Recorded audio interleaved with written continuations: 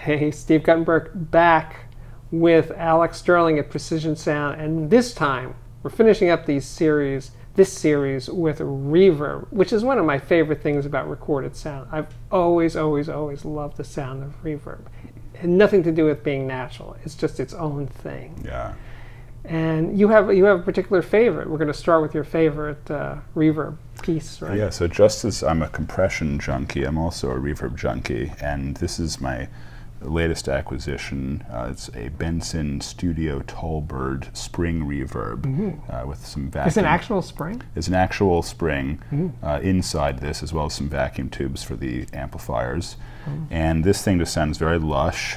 It doesn't sound sort of janky and kind of stringy the way a spring usually does in a guitar amp. It sounds very rich and full and like a plate. Kind of more like a plate, actually. So explain what a plate is, because that's like one of the original ways that it was done. That's right. So the history of reverb is kind of an interesting subject. It really began with acoustic spaces and recording sounds in acoustic spaces like churches, halls, cathedrals, etc. And then the first artificial reverb was a reflective room, like a tiled room, where it put a speaker and a microphone in and pumped sound into it and stimulated the room and then recorded that. And then after that, engineers were looking for ways to not have to devote a whole room to a reverb, so they invented a plate reverb, which is a suspended floating piece of steel. And that piece of steel is hung on springs and is stimulated with a speaker, and there's essentially a phonograph pickup that's kind of glued to one end of the plate, and it vibrates. And so the sound of that reverb, that vibration, is in the steel, and that's what's recorded. Spring reverbs were invented really for guitar amps to create sort of a portable echo, and it's the same kind of principle. It's a vibrating piece of metal in the form of a spring or several springs. And so each kind of reverb has its own character. There's also digital reverbs, which is a whole broad world as well, a whole separate world. But the plate reverb just has this very complex density to the reverb. Very complex, very dense, and kind of difficult to actually recreate without having a giant 8-foot long piece of steel, which I don't have at the moment. No, I would like to get one. But in the meantime, we have the spring, which is kind of a fun substitute. Below that are some of the fun digital reverbs that I like. The Eventide 2016 is really an incredible unit at making a real sounding room. When you put something through that, you can shape the sound in such a way as to really simulate the effect of being in a space.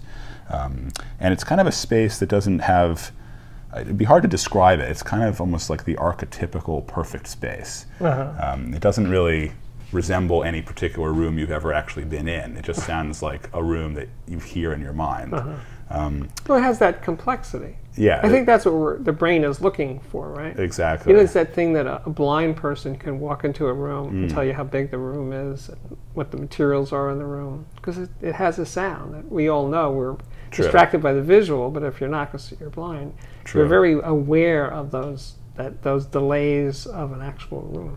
That's right. I mean, we pick up on all these complex reflections, and we localize where we are in the space. That's actually kind of why reverb is important in music to some degrees, because if you're recording a sound that is in a dead booth, an isolation booth with no actual room sound, it can feel very artificial, because we don't really ever hear sounds without an ambience to them. So that's one of the reasons that engineers use artificial reverb to add back some amount of realism. And then of course you can start with real, and then you can use your imagination and go to otherworldly. You can send the sound into space if you want. So there's all kinds of potential power. Yeah, we were talking before that, you know, for me, it was the Ventures records. The guitar were from the mid-60s, well, like from the 50s, actually. And they had this amazing reverb, and the way they used it in a stereo mix was so advanced. It still sounds great. The Ventures, this album called The Ventures in Outer Space, is incredible. It's not about, they don't mean outer space like, you know, weird sounds per se. They're talking about new technology of, you know, the early space program in the United States. But it's I listened to it recently. It still blows me away how those stereo mixes are just incredible. Few modern records have used reverb and space, and it's just incredible. Anyway. Yeah. Well, the fashions kind of evolve over time. Yeah. There was definitely a lot of the 80s music was kind of criticized for being a little heavy-handed with reverb, but I happen to love it. And you know, the music comes and goes in fashion, and so a lot of modern music, and especially in pop, is a little bit drier. But there's also still reverb in that as well. But you know, the lush, long reverbs, that's the stuff that really kind of tickles me too. Yeah, I love it. Yeah. Okay, where are we going from now? Well, I would say these Procasties are worth taking a look at. Okay. These were created by some former lexicon designers, and this is probably the pinnacle of modern hardware digital reverb. And just like the Eventide 2016 above, these are very good at simulating real spaces, but one of the things that they can do as well is create these otherworldly, larger-than-life spaces. And I have two because sometimes I want to use one on the lead vocal and then one to simulate maybe the sound of a studio to put the whole band in. One of the things we use reverb for is to create a sense of relationship between the different separately recorded sounds in a mix. We might want to put all the sounds into a common space to make them feel more connected to each other. So we might do that with a kind of a short room reverb or a chamber reverb, but then we might also want to create a special effect for the vocal to give it this big sustain and kind of a bloom of a kind. So having a variety of them really kind of permits us to do that. Now these are the hardware reverbs, but there's also a whole world of software reverbs, of which I have several dozen plugins, and each one of these plugins is basically its own algorithm and its own set of design parameters and sounds. This one here, the UAD EMT 140, is actually an emulation of the EMT 140 plate, so in software form, and it has a similar kind of lush plate sound.